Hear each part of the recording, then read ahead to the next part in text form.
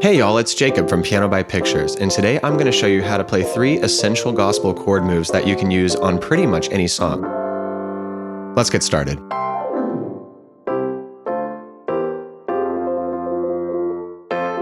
So the first move we're going to learn is the 1 to 4 walk-up, which basically means I'm going to go from C up to the 4, so 1, 2, 3, 4, and so F is the 4. And I need to get there, and the easiest way is to just walk up the scale. So for the left hand, the notes are going to be playing 1, 2, 3, and 4. And the right hand chords are going to reflect that, but they're not going to move in the same way. This is a trick that gospel piano players use all the time. You can think of it as like lazy pinky. Basically, I'm going to put my pinky on C and just leave it there for the entire walk up. And so for the first chord, I play this first inversion C. Then these 2 voices move up and I play just a regular F in this hand, but when there's a D on the bottom, it becomes a D minor 7.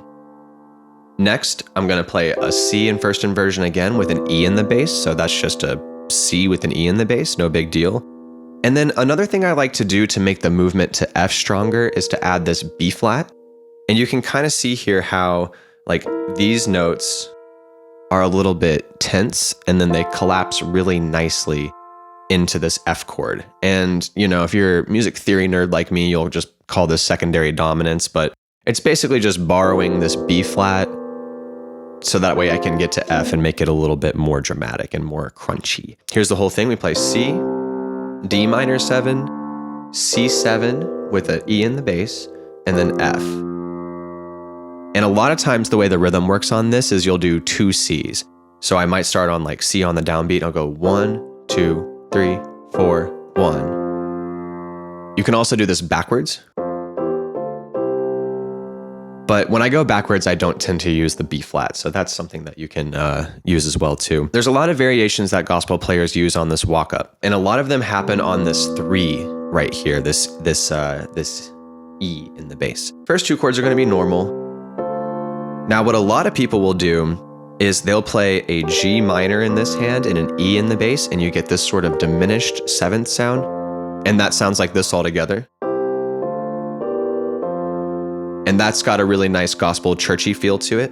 Another thing that I'll do sometimes if I'm playing a more like contemporary song or some worship is I'll sub out that C7 for this C add 9. So this structure of all fourths, 1, 2, 3, 4, 1, 2, 3, 4.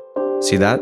And then I put the E in the bass and I get this deep worship color, which I think sounds really nice. So here it is with that chord.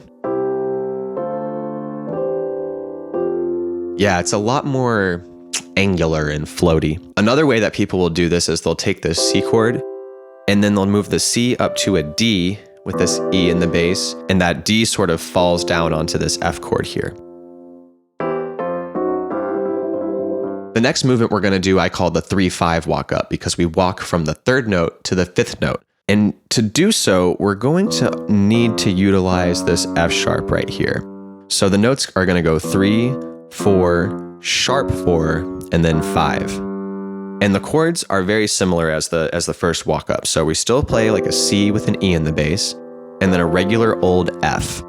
Now for this F sharp, it gets a little bit tricky. We're going to take these 2 voices in the right hand and we're going to move them down to this E flat and this G flat, or D sharp and F sharp, however you want to think about it, and then keep that C on top. So we're still utilizing that lazy pinky thing. Then those 2 voices move up into the C chord. So what you kind of get is this movement of thirds where it goes here, and then goes down, and then walks up into the C chord again. So here's the whole thing together. We have a C chord with an E in the bass, and then we have F, and then we have our C diminished, and then we just have that C chord again. This walk up gets used in the blues a lot of times, like if you're playing a slow blues, but also is used in a bunch of gospel songs as well. A lot of times what people will do is they'll do the walk up, and then they'll switch the right hand to a G chord, and then land on that C chord again. Here's all of that together.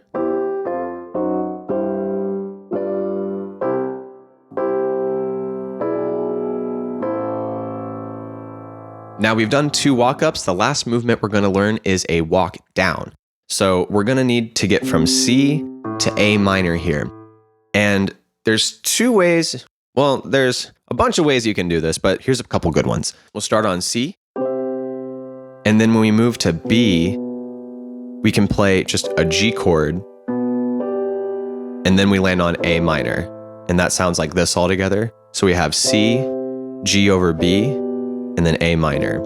And that's like definitely a more modern way of doing it, a more worshipy way. The old school gospel way is to use an E7 chord. So this is a secondary dominant to this A, which basically just means we're going up 1, 2, 3, 4, 5, making it a big dominant 7 chord, and then landing on A. And so here's what it would sound like without the bass note movement. So if I play C, E7, and then A minor, I mean, that sounds great right off the bat. That's crispy. But what we can do to be maybe a little lazier, instead of moving all the way around like this, is just walk straight down to it. I'm gonna play a C, I'm gonna play an E7 with a B in the bass, and then land on A minor. And like, listen to how epic that sounds. Love that. Now, the other way that we can accomplish this walk down is by using a diminished chord. And you don't be scared by the diminished chord. It's not that scary. Look, we're already playing an E7.